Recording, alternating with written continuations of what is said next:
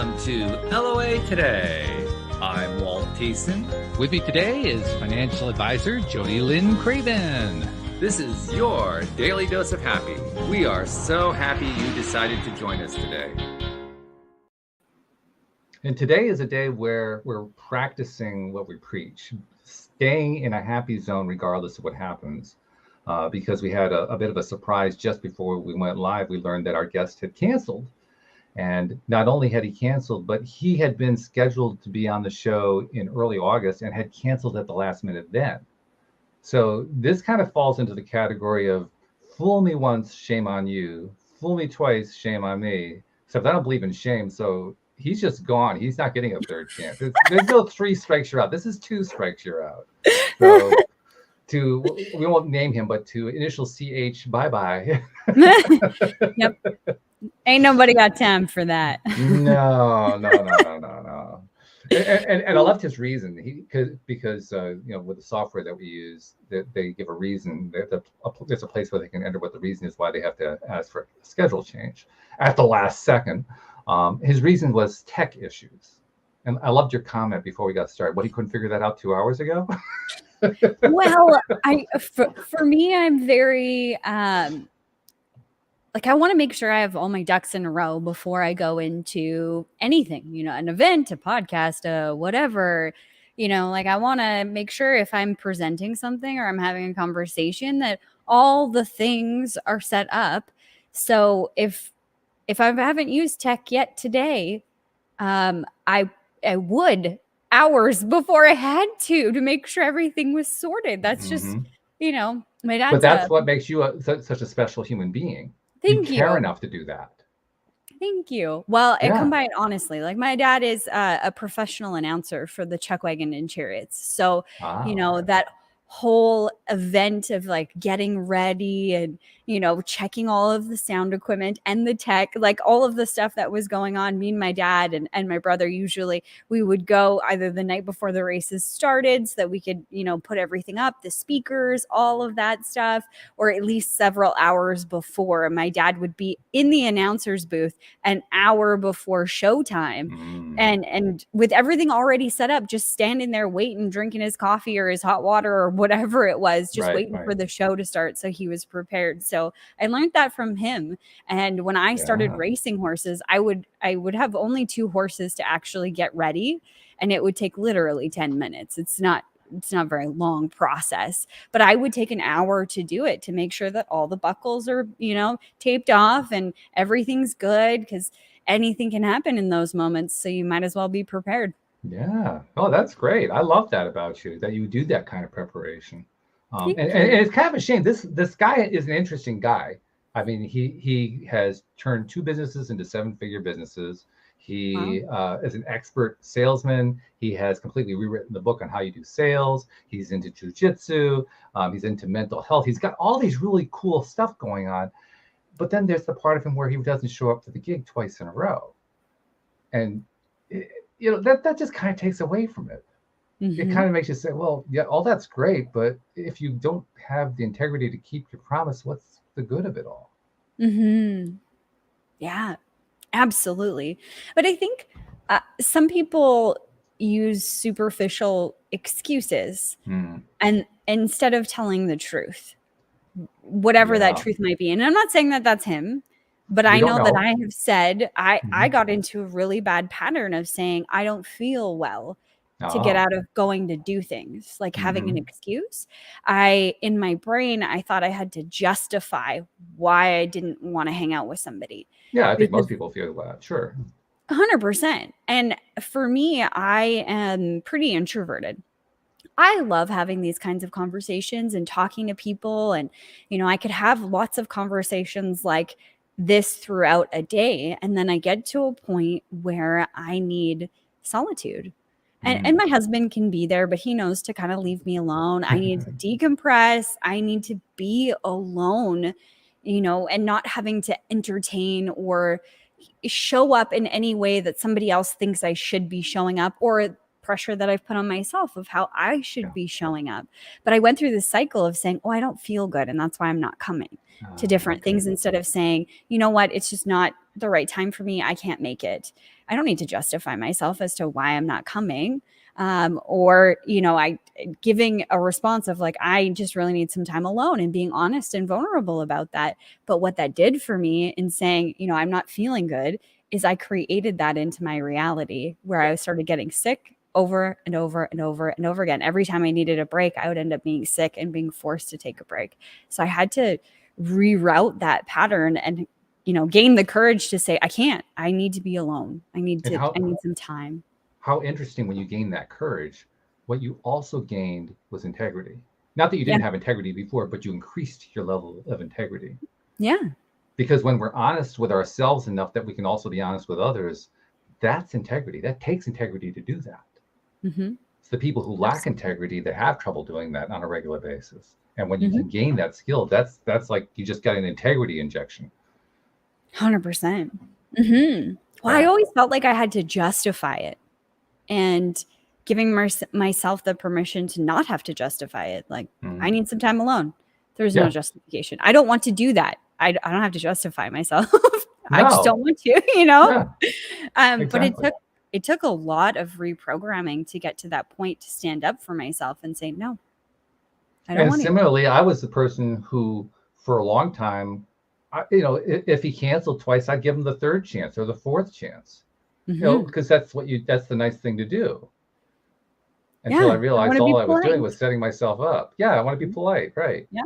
But I was just setting myself up because of the vibration that's attached to it. By accepting that, okay, the universe says, we'll give you some more of it. Yeah.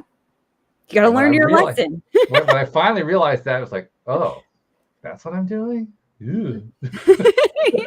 Whoops. Kind of gave me the creeps when I thought about it that way. Right? Yeah. So I think the ultimate takeaway here is, he couldn't do the show today, but that's probably a silver lining. Mm-hmm. It's probably not a bad thing. It's probably a good thing. There's something else that's coming out of this that I didn't expect, that you didn't expect, that we may not even know of and be aware of yet. But there is something there. And we may never even find out what it is. That's something you have to kind of come to grips with. Sometimes you don't find out what it is. It's like what my wife likes to tell me about. We run into traffic or something, and we're trying to get somewhere, and the traffic is holding us up. And she says, yeah, but you don't really know why the universe is holding us up. It may be trying to prevent us from getting into a traffic accident, or it may be trying to prevent us from having something worse happen down the line. You don't know what's going on with all that. Mm-hmm. So you have to kind of be willing to accept that and say, this may actually be working out well, and I'm just not aware of it yet. Mm-hmm. And that's a muscle, like a faith muscle that you need to build. Yeah. Because we get so stuck in what we think should happen and the way it should happen. It's going to be like this, and that's the perfect way, and that's the only way. And then when it doesn't happen like that, we get frustrated and angry and have all of these emotions. But really taking that step back and saying, for me, I look at all the times where I do know that it worked out exactly the way that it was supposed to, worked out for the better, where I have that confirmation, like this really sucked in the moment. But now that I'm, I have hindsight on it, I'm, far away from that problem and being in that moment, I can see, oh, that led me to here, which led me to here. And wow, what a beautiful journey that was. And it had to happen that way. That's a skill, actually. I think of it this way: it's a skill of letting it play out. Because and you tell me if this is similar for you. My tendency over the years has been, if I don't see it playing out the way I want to, I need to step in. I need to intervene and get it going in the right direction. And usually that works out poorly. Not all the time. Sometimes it works out well, but most of the time it works out poorly. Whereas if I just step back and let it play out, very often it doesn't play out the way I expected it to. I would even say a majority of the time it plays out in ways that I don't expect. And it often gets to the result I was hoping for in the first place, just kind of through the back door. Something I could never have planned. It's like, like you said, if you were drawing a line from A to B, you wouldn't try to draw it through C, D, X, and J to get there. But that's the way you end up going. Yes. That's the way it plays out, right? 100%. Yeah, I used to be super, I don't know, I'm going to use the word anal. So if it wasn't going according to my plan, I would try and use force Mm-hmm. 5'1", 135 pounds, all of me, like, I'm going to get you. I'm going to force it. It's going to be the way that I want it to be. And energetically, that's poor stance to take, because energetically in those moments, I was frustrated. I was angry. I was, I wasn't believing. I wasn't having faith. There was nothing good or high vibe about those energies that I was putting into it. I was trying to force a round peg into a square hole. And when I learned to step back and take a breath and say, okay, it's happening the way it's supposed to, and allow the things that needed to come through first to come through, that's when I saw magic happen. So it's that constant reminder when you're in that pattern of just take a step, like take a breath, take a step back out, try and see a new perspective and see how this is actually a good thing rather than a bad thing. A bad thing, quote unquote. Quote unquote, right. And that is a challenge. It can be a big challenge at times. And I'll give you an example that happened today that shows just how much of a challenge that is. Now, as most people know, I run my wife's gardening service and maintenance business. Last week was Labor Day weekend. It was the Monday of Labor Day.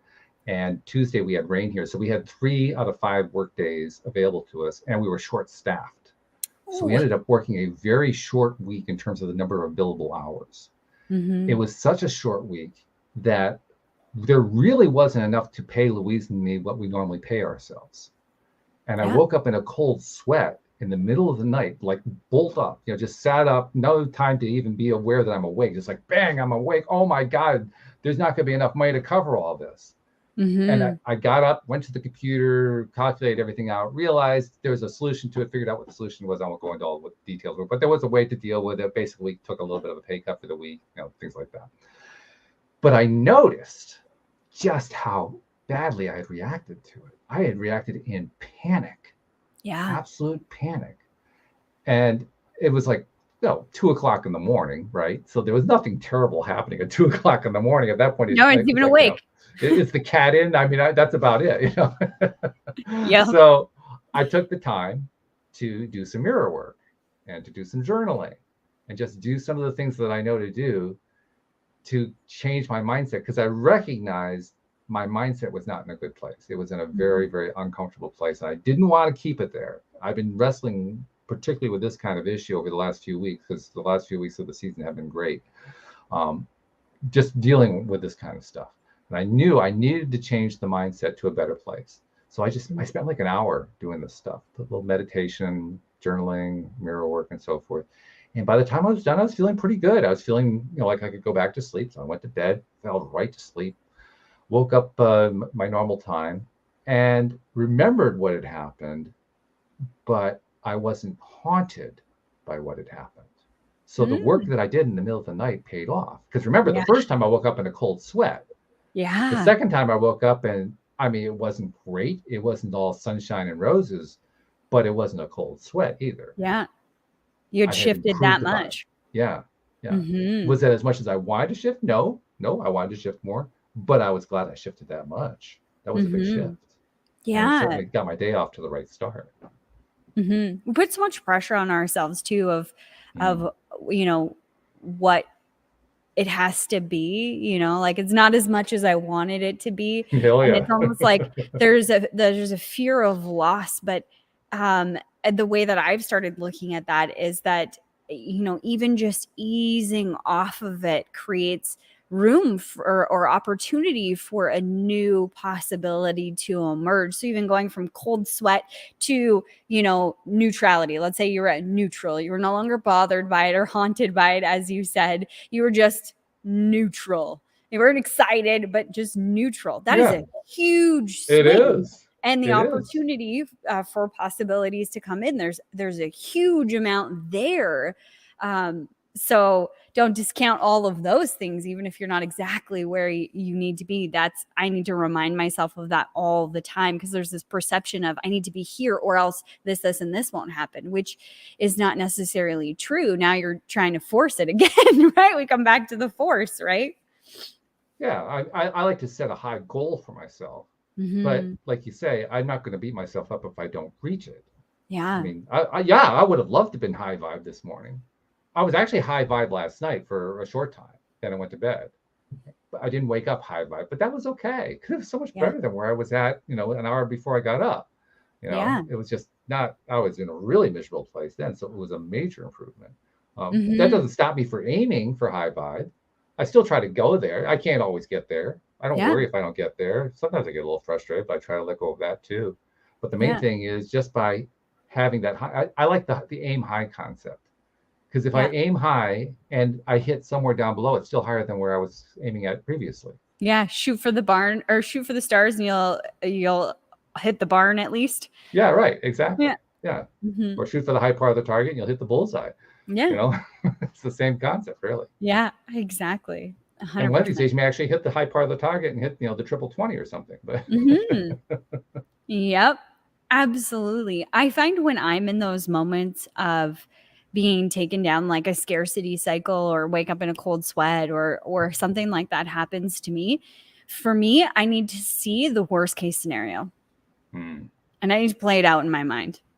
And I talk about this with my students all the time because it's the fear that we're not addressing that like lingers in the background or underneath the bed, if you will, in the closet, the monster that's there that you're like, oh God, it's going to get me.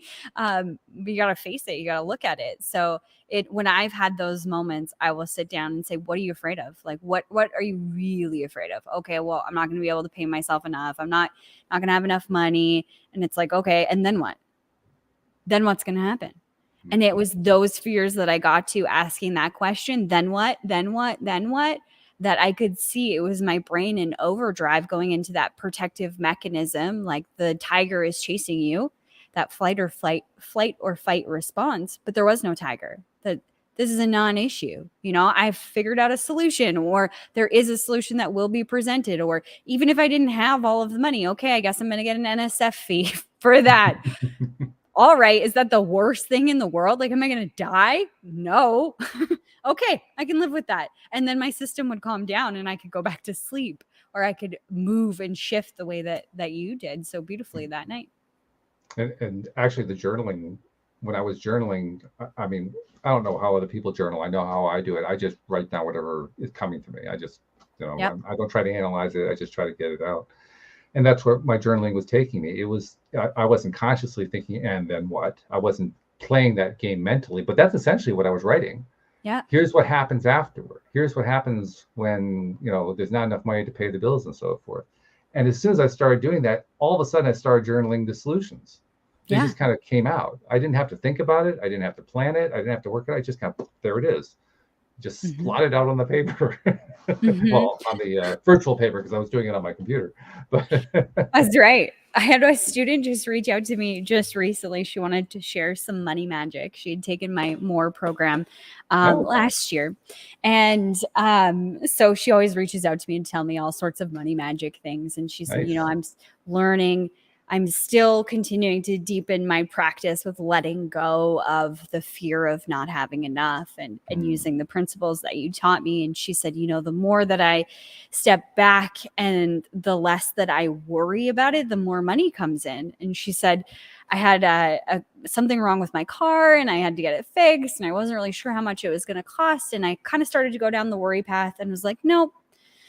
I'm just going to have faith. I know the money will come. I'm not sure where, but I'm not going to worry about it. I'm just going to book the appointment for, a week from now, and the solution will present itself.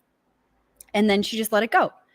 And then over the weekend or over the course of the week, she went on a company retreat and they gave her, I think, $150 a day for food. And the entire time that she was gone, she spent $160. So she walked away with an extra $900. Nice. And her car repair was less than that. So beautiful. Yeah. There was the money. And she didn't even imagine that could be a possibility, right? Right. Well, yeah. And how do you anticipate that? I mean, it's not like most of us can map out, this thing is going to happen to me at just the right time for this other thing to happen. I mean, a Hollywood director can't write that one. No. It's not possible. No. Exactly. And that's actually what played out here, because part of the reason I was sweating it was I knew we had some money that was owed to us.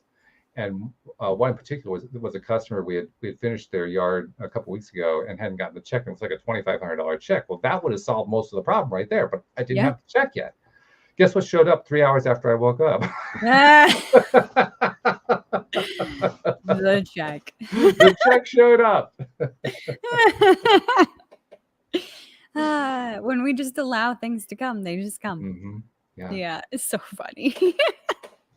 It's one of the things that I learned, that Louise and I actually learned together. One of the first times that we really understood through personal experience, consciously, how law of attraction works, how energy works, how stuff happens.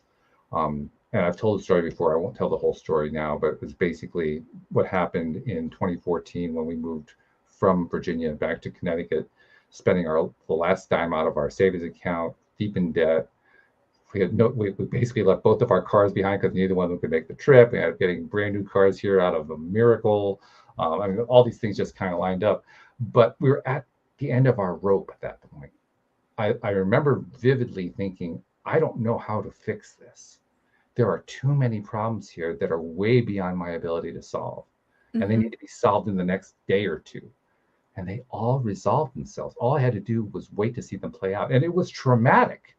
I mean, when you live through that, that's just plain traumatic to go through that. But I did learn, and Louise learned too, you got to let it just play itself out with as much trust as you can muster, because if you do, it often will play out to your benefit. It's when you interfere and try to move it in some way that things work out poorly. That's tough, but I've been learning it more and more and more. That's what I was doing last night. Despite waking up in a panic, I said, it's one of the things I journaled. I'm going to just let this play itself out. I don't know what the solution is here. I'm going to let it play itself out. And then all of a sudden the other stuff started to pour out of me. Yeah. Great lesson to learn, for sure. And a tough one. Yes. It's counterintuitive. Yes. Yeah, I think really we're taught in society that you need to do these things. You got to be responsible. You got to do the things. You got to do more. You got to anticipate. It's your job to figure this stuff out. Yeah, you're not a responsible adult if you don't. It's not your job. That's the big lesson of all. It's not your job to figure all this stuff out. Yeah. Oof. Yeah. But we try and control. That's actually every month I have a live session for the MORE students, so the people that are in the MORE course. And last night it started off, it's channeled session, so I bring in my guides and higher selves and stuff like that, and then channel whatever we need to hear. Right. As a collective or just as a group or whatever. And one of the big things was control and this illusion that you have the control and the power.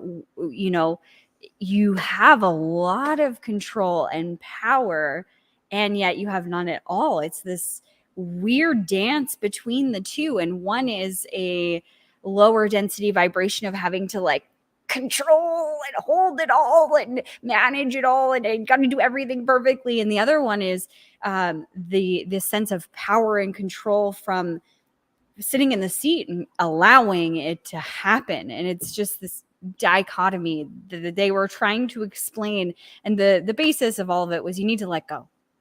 You need to let go. It's time. I remember the first time I heard the phrase let go, and my first reaction was, let go of what? I don't know what to let go of. How can I let go of it if I don't know what I'm letting go of? That was my reaction. That's what I thought. Yeah. What are you letting go of? And it's a difficult question to answer. But from a spiritual perspective, I feel like when I broke up with my ex, or my ex and I were breaking up, and it was really traumatic and it was really hard and all of this stuff was happening. I didn't see it coming. I was totally blindsided. I thought he was amazing and perfect and all of these things. I was not looking for any of the red flags. And I remember being in this space of like, I can't fix this. I don't know how to fix this. And I was so broken. Like, I'm not the type of person to cry a whole lot. I grew up on a farm, and I'm like farm tough, I Yeah. guess. So crying wasn't really a thing that I would do. And I was It's like it's like Tom Hanks in the movie. There's no crying in baseball. There's no Yeah, crying in farming. that's right. There's no crying in farming, toughen up. Toughen up. Though I don't know that my parents ever said that to me. I probably would submit to you that they never have, because my dad is very mindful of that when it comes to his son. So I know that he would be very mindful of my brother, but he would be very mindful when it came to me or my sisters, of like allowing us to feel our feelings. But in this particular instance, I was like sequestered to my bed. I couldn't get up. I wanted to leave my bedroom so badly and stop crying, and I couldn't. Like, I physically could not leave my bed. And I had my parents on speakerphone, and I was just crying like that.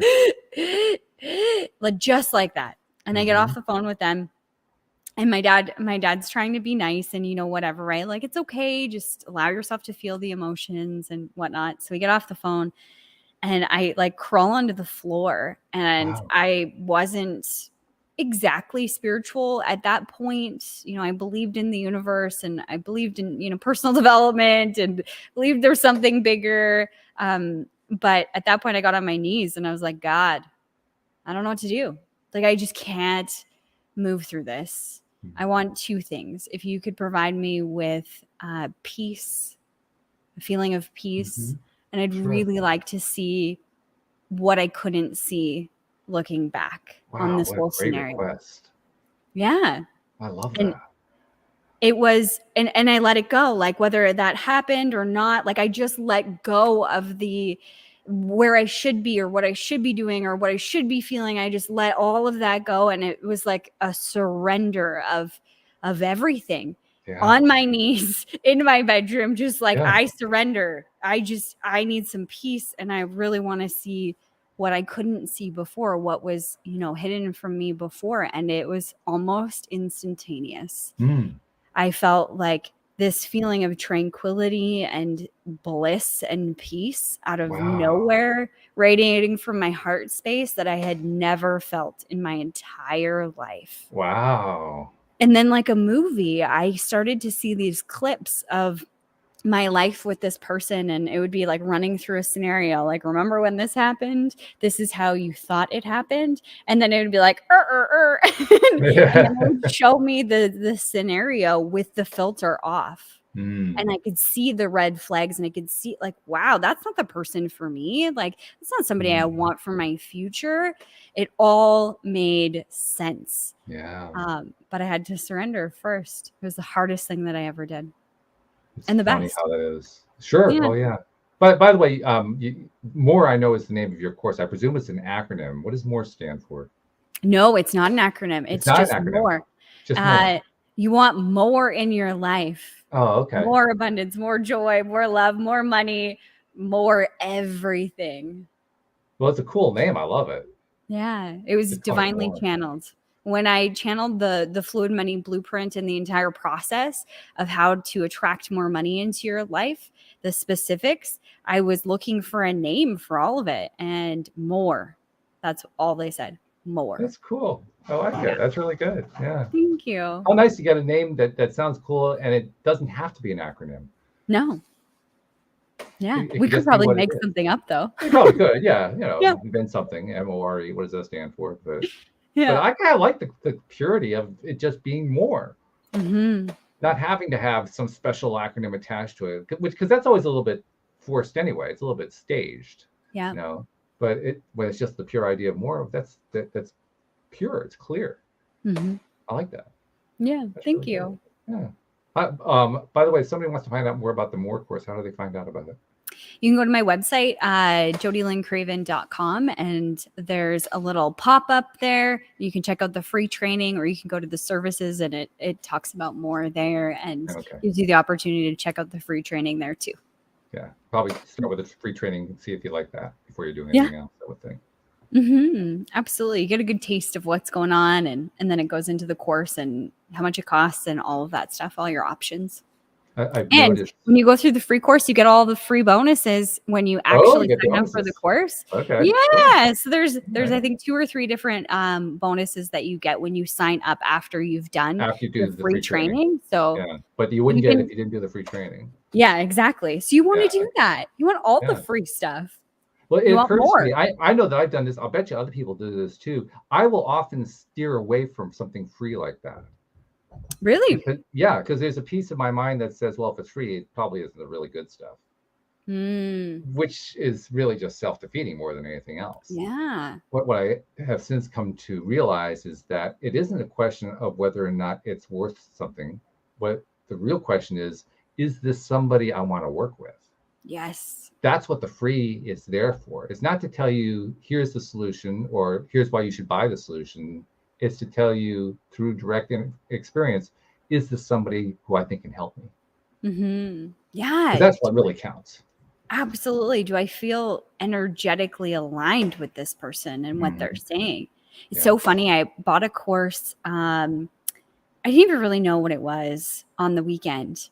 And I had that like cold sweat waking up in the middle of the night moment because I got all of these emails from, their email chain or whatever. Oh, yeah.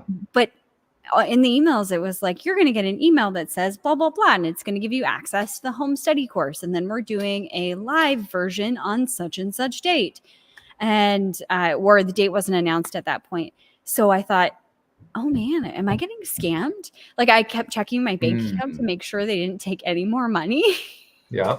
I was just like worried, woke up in the middle of the night. And I actually asked my guides when I was in that like lucid, half dream, half awake kind of state. I just asked for clarification. Like, am I being taken for a ride with this? And they were like, no, you're good. But I went and I searched this lady who is delivering the course and everything. I searched her out and started listening to some of her free content that she had. And I was really aligned to her message. Yeah.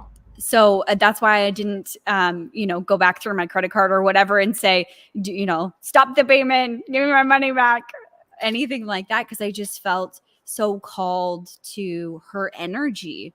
And then I eventually messaged her on Instagram, and she sent me a voicemail, like a voice message back, and was like, I'm so sorry. There's a glitch in the system and, whatever, just send me your email right now. Like took care of it immediately. Nice. Yeah. Yeah. I love what you mentioned there. You mentioned one particular thing that I want to bring out because it reminds me of something that I learned way back when I was working in banking. I made reference to that earlier. I learned a lot working in the banking industry. One of the things that I learned is how credit cards work and how much protection credit cards actually give you that people don't necessarily realize. We live in a society now where a large percentage, I would say the vast majority of business now gets processed online. Yep. And there's a lot of attention given to how secure websites are and institutions are and all that.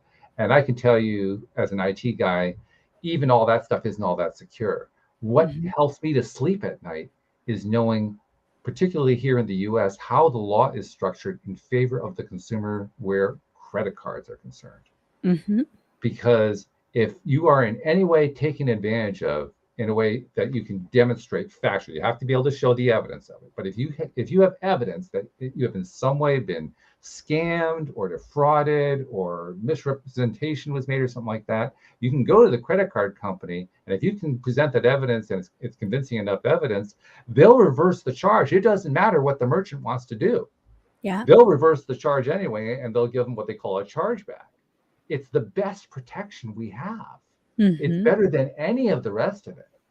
So actually, I like doing transactions with credit cards. I feel safe with credit cards. Now, that doesn't mean that I don't ever do any, due diligence. Of course I do. I do diligence. If I see there's like something scammy about something, I'll stay away from it. Yeah, I'll be the first one. But I sleep at night. I sleep at night because I know that the law requires that the bank has my back, and a lot of countries are like that. That's like peace of mind sleep right there. 100%. And I don't think a lot of people know that about their credit card. Right. My question, and I don't know the answer to this, is now that they have like Visa debit or MasterCard debit. Do the rules still apply? Mostly. There Mostly. are some exceptions I know of, because you're also interacting with a bank account where, it's a checking account or a savings account, usually a checking account. So there are some exceptions built in there, and you have to kind of look at what are the rules regarding a checking account. But for the most part, yeah, the protections are the same. At least That's here in the good. US, I imagine the same thing is true in Canada, because Canada and the US tend to mirror these kinds of things. Probably true in the UK, probably Australia, probably New Zealand. Other countries, especially the English speaking countries, are going to be like that. I imagine most of the European zone has similar kinds of stuff going on. But yeah, most of the time, unless you're in a country that, a third world country that has poor banking laws and so forth, then you have to be extra careful. But for most people around the world, there's a lot of protection. There's an awful lot of protection in the way the laws are structured to protect the consumer through the banking system. The bank actually ends up getting, holding the bag, so to speak, when something goes wrong. And of course, the bank does whatever it can to pass that off to the merchant. So the merchant often gets, left holding the bag. And in many cases, that's exactly the person who's supposed to be holding the bag in the first place, because they're the ones who are doing the scamming. So it works out very nicely.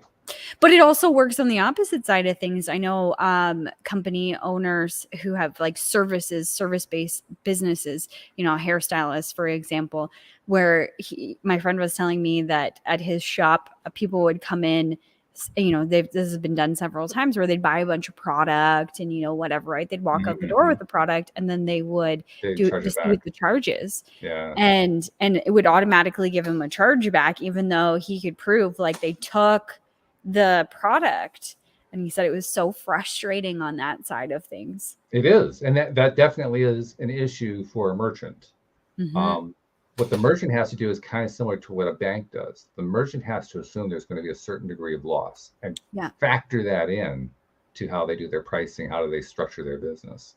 They often call it the cost of doing business. And that is really what the true cost is, dealing with that side of it. And plus, there are certain things that a merchant can do in order to mitigate that. Many merchants aren't willing to do some of them. A lot of them have to do with how, what requirements you place in terms of the credit card itself. In other words, is it enough to just have the credit card number and the expiration date? Do you also require the 3-digit code at the back? Do you have to also know their phone number? Do you have to know their address? Because the more information you plug in, the more, as the merchant, the more protection you get. Oh, I didn't know that. Oh, yeah. Yeah. So the merchants who are crying about that kind of thing, my first question to them is, what are you requiring in your credit card purchases? My bet is you're just requiring that they be able to swipe the card, and that's it. And if you do that, you have to understand you're setting yourself up for a larger percentage of loss each year. That's just going to be the nature of the business. If you want to mitigate that, if you want to limit that, you have to do more of what they're now calling know your customer. Knowing your customer dates back to the pre-internet era. And the basic idea was you did business with somebody that you knew, because that's where it all happened. It was all local at that point, right? So there was a very good chance that if you were doing business with somebody, you either knew them or they were a friend of a friend or something along that line. And if you didn't know them, you would get their local address. You'd write their driver's license number on the back of the check, because they were paying you with a check at that point. You would do things like that to find out, how can I trace this person in case there's a problem? Yes. But in the age of the internet, with people not being able to trace that kind of thing, they've come to just trust, well, the credit card will take care of it. And that's where they get burned, because they say, well, it's the credit card's going to take. Well, no, the credit card alone can't take care of all that. The credit card can do some things, but it can't do all of it. I'm actually working right now with some software developers on a project that I started last year and abandoned for reasons I won't go into right now. I'm picking it up again. And one of the things that I've been dealing with them is, I'm wanting, when we're going to be selling a service, when we sell the service, I want to get basic information from the people buying the service, which you can get if you process the credit card. Like, I want to process it through Stripe, which is a credit card processing system. And you can get the name, the address. You can ask the customer to supply a phone number or an email address. You can get all this kind of data. And the more of that you can get and verify, the more certain you are they're the real one. They aren't a scam artist who stole a credit card somewhere. Yeah. So you're going to be a lot less likely to have a chargeback. I want that information. Yeah, no kidding. And if a customer won't supply it, I don't want the customer. That's right. I don't want to deal with that risk. Why would I want to put up with that? Especially since these are going to be relatively small purchase amounts. Yeah. You know, we're not talking 4 or 5 figure purchases. We're talking 2 or 3 figure purchases. You know, so I want to have, and this is interesting. A lot of people would look at it differently. They'd say, well, if it's a 4 or 5 figure purchase, then I want to be more careful about it. And I say, no, I want to be careful in all instances. How much does it actually take to ask for an email address? How much does it actually take to ask for a street address? It doesn't take a lot. No, you set it up once and then it's done forever. Yeah. This is not difficult stuff. Yeah. And then people say, well, what about protecting privacy? My answer to that is the perfect argument in favor of a scam artist. Con artists want that level of privacy. They demand it. They won't reveal any of that stuff to you. I run some Facebook groups in which I allow local businesses to advertise. One of the rules in the group is, if you advertise, you have to include either a local phone number or a local street address, or you can't advertise. And I've had people pushing back, well, that's violating my privacy. And my response is, that privacy you're trying to defend, which by the way doesn't exist anymore anyway, but that privacy that you're trying to defend is how you are protecting scam artists and con artists, because that's exactly what they want. Well, and what's the big deal? Don't you want people to know your address or your phone number? If you're a legitimate business, you want the transparency. Yeah. You don't want to be hiding. That's how you get referrals. Yeah. Referrals don't just pop up out of thin air. They have to actually run through a channel of some kind. Yeah. Yeah. So I try to encourage people to rethink all that stuff, because I mean, I totally get the privacy angle. I was a privacy angle advocate for many, many years, but I've also had to come to terms with the fact privacy is pretty much gone now anyway. Let's be honest. It really is. And I would like to get it back, sure. But trying to pretend that if you don't reveal anything about yourself, but you're in business, that you are retaining your privacy is just self-delusion.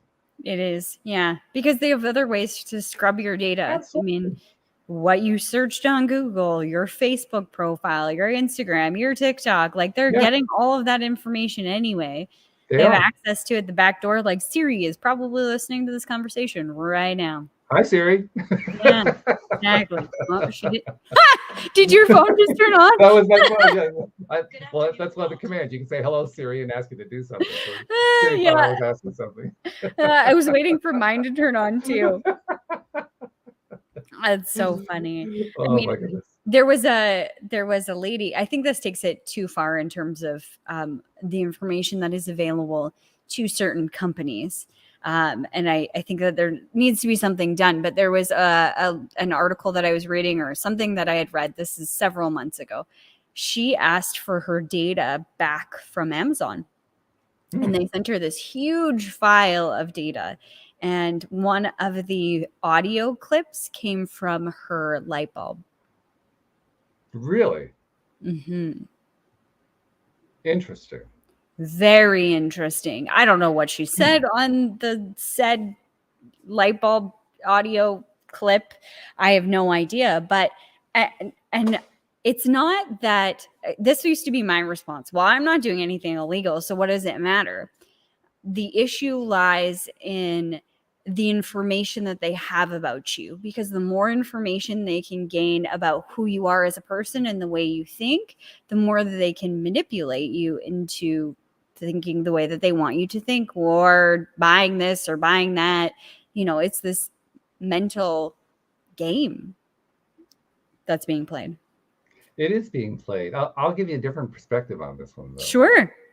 Because I've thought about this exact question for quite some time. Because I think everybody now knows. I was aware of this long before most people knew, but I think everybody now knows that the major companies, the Facebooks and Amazons and Googles and so forth, are major data collectors. They're just scooping all this stuff up, and they're using it as a way to identify what you're likely to be interested in looking at for an advertiser to advertise on.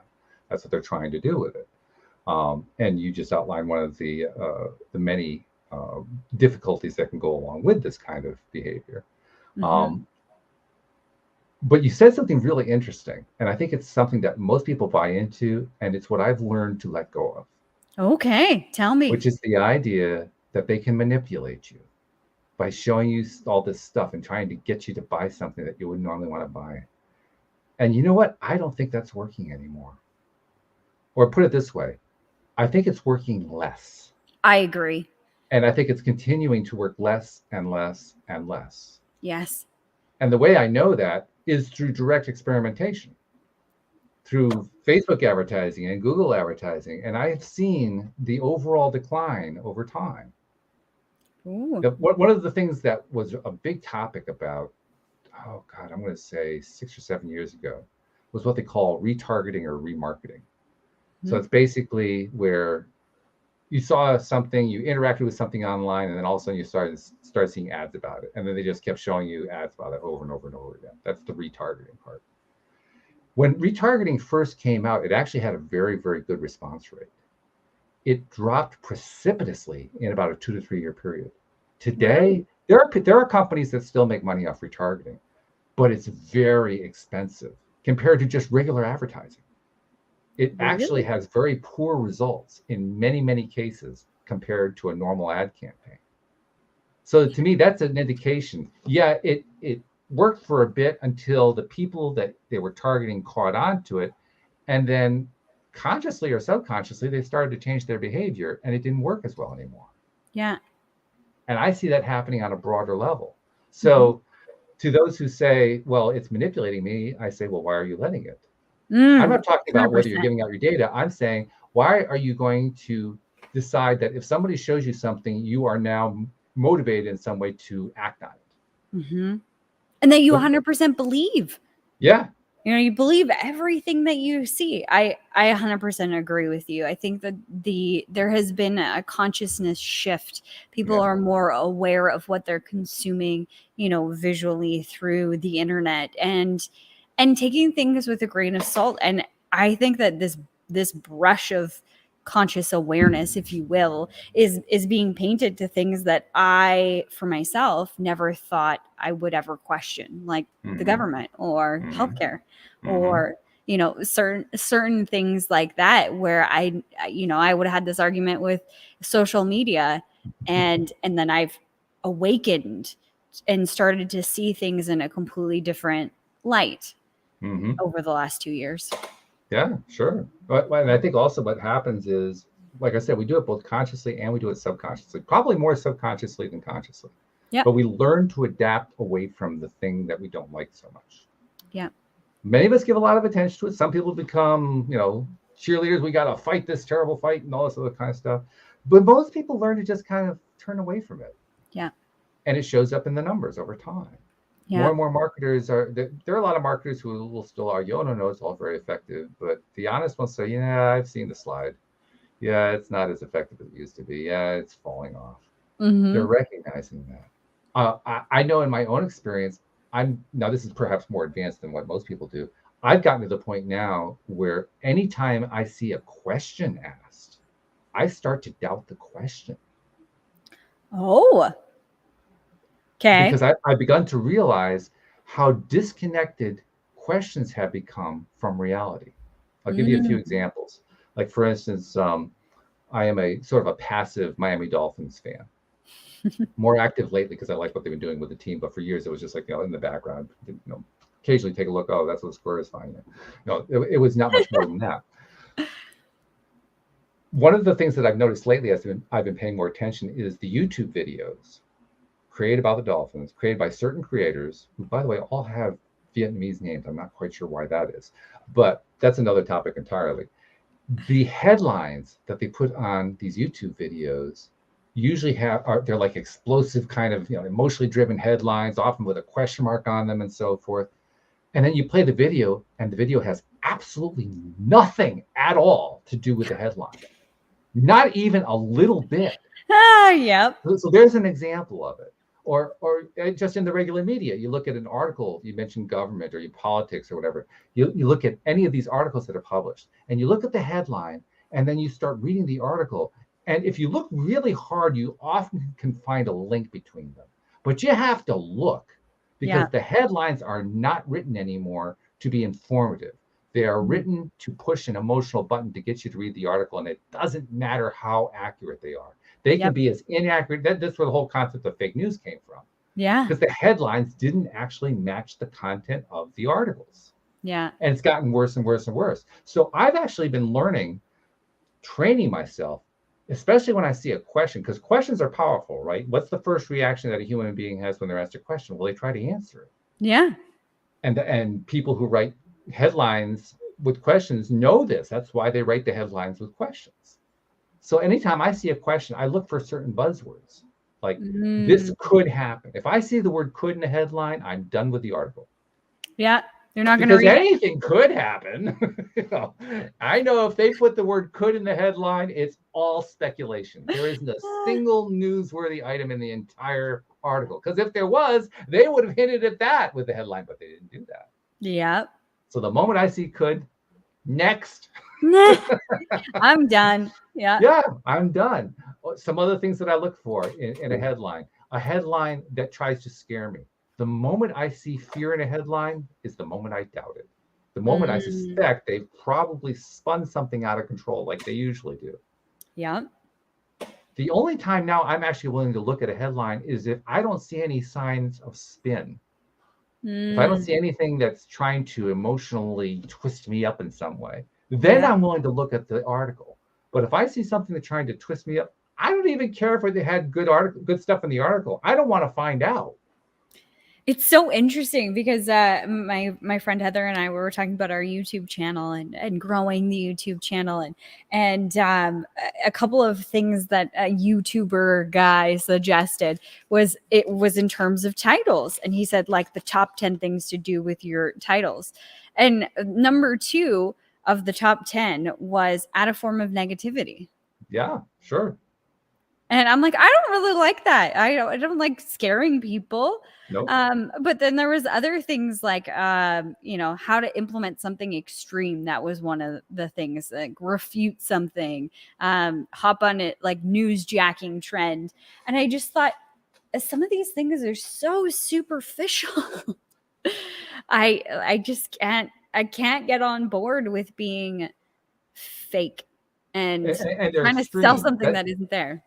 Well, that's right. They are selling something that isn't there. Yeah. And the more extreme they are, the more they're trying to push that emotional button, especially on the negative side. Yeah. I'll give you another example from Miami Dolphins. They have a quarterback named Tua Tagovailoa. He's a Hawaiian of Samoan heritage, and he's this controversial figure because he got drafted high in the draft. And so ever since he came into the NFL, there's been this big controversy. Half the world is saying, "Oh, this guy is way overrated." The other ones they'll have saying, "Oh, this is the greatest thing since sliced bread." It's been this crazy thing. So you can actually go to they had their first game of the season. They beat the New England Patriots. You can go to YouTube and you can see videos that are titled some variation on Tua is going to rip up the NFL, or Tua had the worst performance possible, the most awful performance by a QB. And they're lined up one after the next. Yeah. And you look at it, you say, well, they can't both be right. And I know now neither one of them is right. Because actually he had sort of a mediocre week. It wasn't bad. It wasn't good. It was okay. It was better than normal for him. But it wasn't great and it wasn't awful. They were both wrong. Yeah. It was just marketing. It was marketing. Or how they were trying to market. Yeah. I think people are waking up to that. I didn't watch either one of those videos, by the way. Yeah. I didn't. Well, actually, I went to one of them, not for the purpose. I didn't watch it. I just left a comment saying, "You realize, of course, this is a stupid headline." And then I left. Good for you for leaving a comment. I just like to push the button. That's all. Yeah. I love it. Well, I mean, we need to feedback. We need to give some feedback so that the system will change. I see you. I see you're lying to me, and I don't like it. So stop. And actually, really, the best thing we can do is to ignore them. Mm-hmm. That's one of the things. I had a number of friends who were anti-Trump and really hated Donald Trump. Yeah. And he's a perfect example of it. I said, if you really don't want Donald Trump to have any control over you, stop paying attention to him. Yeah. That's the one thing that would absolutely deflate a Donald Trump. Yeah. He thrives on the attention. And it doesn't matter how negative it is. The more negative, the better. That just gives him more justification for all the stuff that he says and so forth. The worst thing that can happen to a Donald Trump is for him to be ignored. Yeah. So true. And it doesn't have to be, it could be also be a Joe Biden, or it can be anybody. I don't care who the political figure is. Yeah. Any political figure you don't want that person in your life, stop paying attention to him. Mm-hmm. Set a boundary. Yeah. And stick to it. And watch your life improve. Yeah, exactly. Watch your life improve as you stop paying attention to the things that you no longer want in your life. I was a guest on a podcast today with somebody who was on the show about a month ago. Really wonderful person named Sandy Scarlatta. And I was on her show. We were talking, and this is kind of one of the things we were talking about. How do you deal with all the news and so forth? And she asked me about it. I said, well, I deal with it by just not looking at it. And she says, yeah, I do the same thing. Yeah. Why would I want to give my energy to something that I don't want to have in my life? Yeah. Look at the people who do. The people who watch Fox News, or the people who watch CNN. People who watch Fox News, their lives are, it's like they live Fox News. If Fox News comes into their lives, it becomes part of their experience. Not just what they're watching on TV. They're daily. They encounter people just like these horrible people they see on the news. And the same thing with the people who watch CNN. It's the same thing. Different political perspective, but it's the exact same kind of experience. Yeah. I don't want to have that experience. Why would I want to have that experience? So I don't watch it. Yeah, exactly. I want a good life. Step back. Yeah.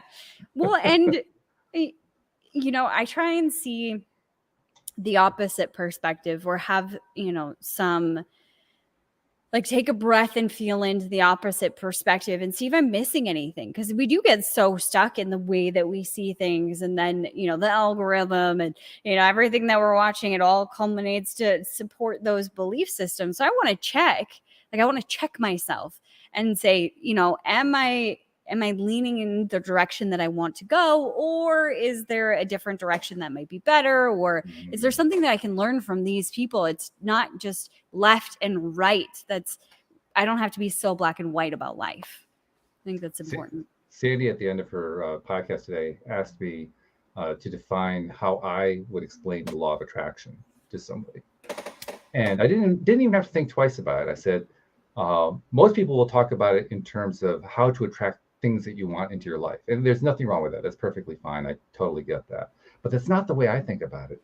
I think about it in terms of what kind of life do I want to have, day to day, minute by minute. So where am I going to give my predominant attention to? That's why I don't watch Fox News. That's why I don't watch CNN. I don't want to have that kind of life. So I have to ask myself, what kind of life do I want to have? Yeah. And once I've defined that, now I know where to give my attention. So it isn't so much about attracting certain things. That's true. You'll get that. That happens along with the way as well. It's what kind of life do I want to experience? Mm-hmm. I mean, if I had to define it quickly, my life is that I want to experience, that I already do experience, includes doing a podcast called LOA Today. Yeah. I love that part. So I give a lot of attention to that. Yeah. And what do I get? I get more of it. Yeah. 100%. I would agree with you. I think that's a big part that people miss with law of attraction. They're just trying to get one thing, I want this thing, whatever it may be. The thing. Yeah, the thing. And when you start to open it up to your entire life, what do you want your life to look like in that day by day basis, minute by minute basis? And it's not that you have to be so regimented. It has to look like this. But before I started coaching and teaching and channeling all of the stuff for abundance consciousness, I would have told you that I was a pretty positive person and that my average feeling was happy and that I was living the life that I wanted until I actually took a hard look in the mirror of what does my life look like? What does my average day look like? And I could see based on the minutia of my life I was going through every single day that it wasn't always happy. Not that it needs to always be happy, but more often than not, my average emotion for the entire day was anxiety and overwhelm. I wasn't having fun. I wasn't doing the things I wanted to. I was locked into what other people said that I should be doing to be successful. And that gave me anxiety and overwhelm because I wasn't doing enough. And it was this vicious cycle. So I needed to look at all of that and ask, what do I really want? What do I want? What do I want to feel when I wake up? What do I want my life to be like? And that is a fluid concept. I noticed last week that I'll get to a point in my day where I'm like, oh, I'm kind of caught up, but I'm not. Like, I have other things on my list because the list never ends. It's just, Right. there's always a list, right?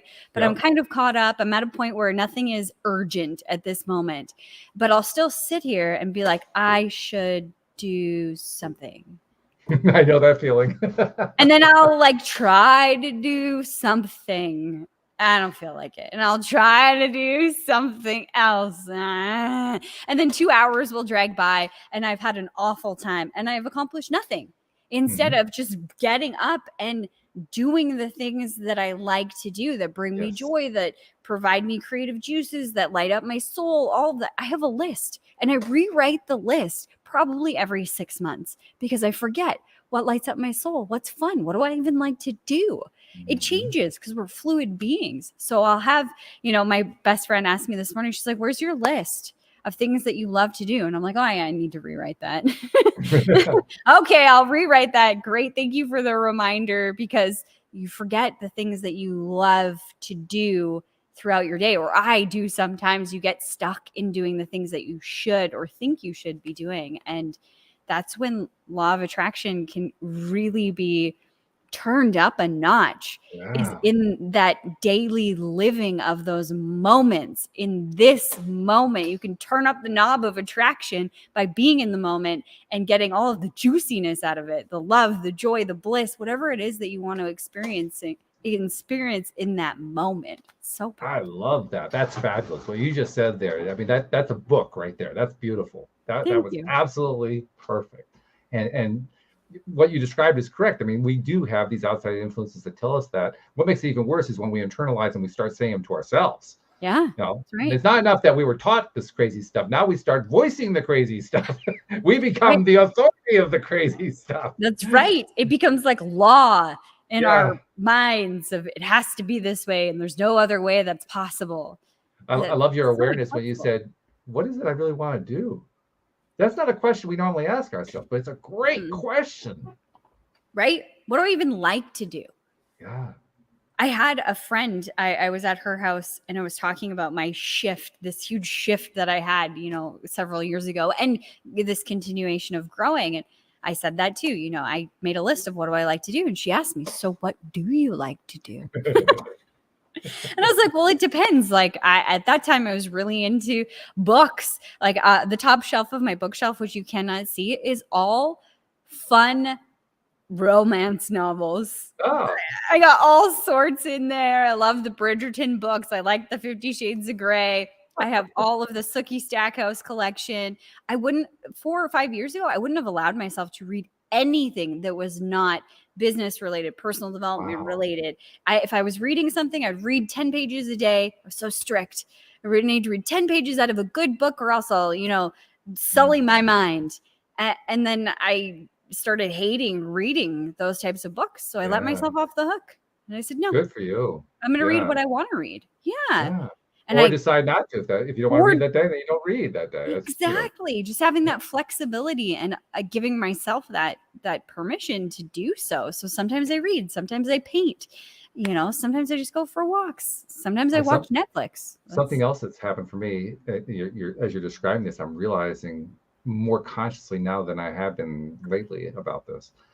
I'm finding that very often when I'm reaching for something to do, I'm trying to find something to feel better. In other words, it's reaching outside of me to feel better, which is what we normally tend to do. It's not the best way to feel better, but it's what we often tend to do. It's really been very useful to me lately to notice just how often I do that. Yeah. Much more often than I expected or thought that I did.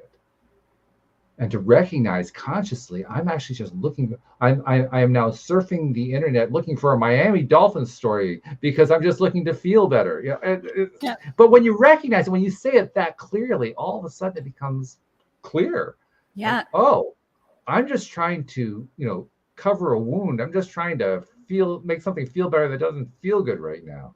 And when I finally start to recognize that, then all of a sudden, new choices become available, new options become available that weren't available. They were there all along, but I didn't see them. No, you're completely closed off.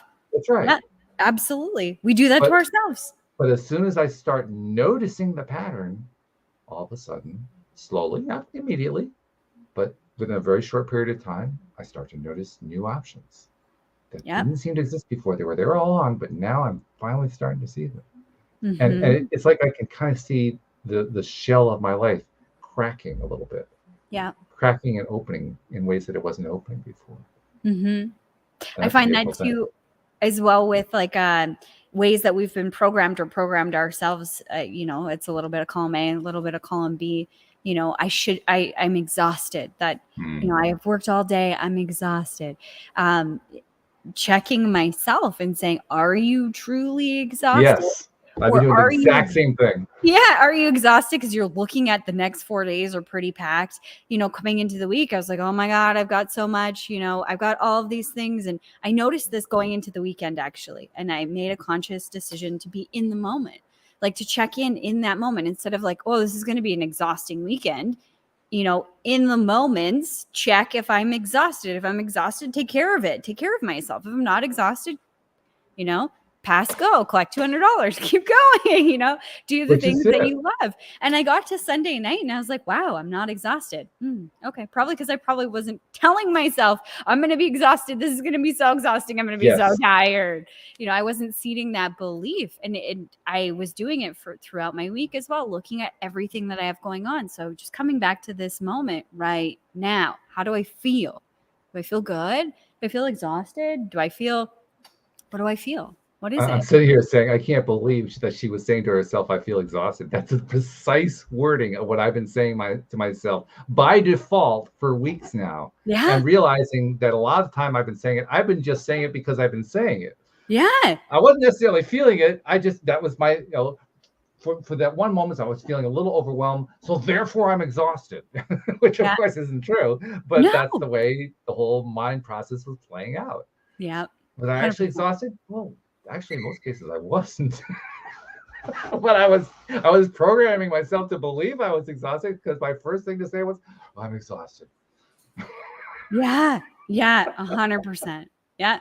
I'm exhausted. I can't do it. Yeah. Are you exhausted? No. I just didn't want to go and do that. Okay, then just say that. It's funny, the brain, how it plays tricks on us. It's also funny how, as we grow over time, we become more knowledgeable and aware of it. It seems like we're not making progress, but actually that is progress. Huge Recognizing progress. it more and more and more is magnificent progress. We just don't necessarily see the result yet, but it's big. It's really big. Well, I tell you what, I don't remember what our guest name was. Whoever it was, we don't miss him at all. This has been wonderful. Yeah, this has been great. I love this. So thank you very much, Jody, and looking forward to talking to you again next week. Absolutely. Thank you to our podcast listeners everywhere. We'll see you all next time here on LOA Today. Goodbye, everybody.